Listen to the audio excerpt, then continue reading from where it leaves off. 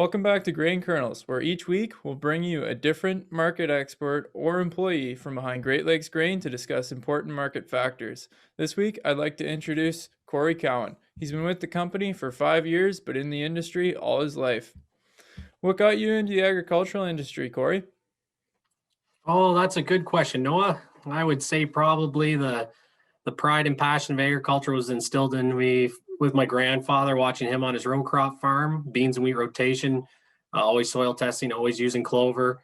And oddly enough, Dad was a fur farmer for a bit. While he worked off farm, but we did chinchilla production. So furs went to the fur market, and carcass went to the dog food market. That's really interesting. And what has been your most influential moment with the company?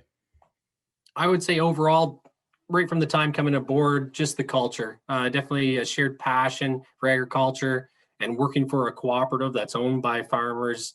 It's been an amazing experience. A lot of love and gratitude when it comes to the customer base.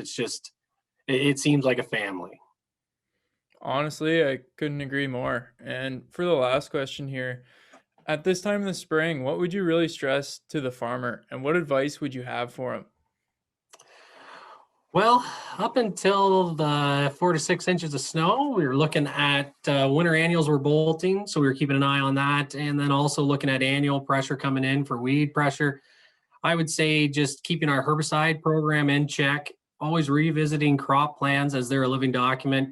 So as long as they're in check, that's going to go a lot smoother for me, also for the branch, and definitely for the customer. It'll be a much better experience. And just like we were all saying, just carry that soil thermometer in your back pocket and make sure you're planting at the right time. Awesome. Well, thanks a lot, Cory. That pretty much wraps it up this week. See you guys next week on Grain Kernels.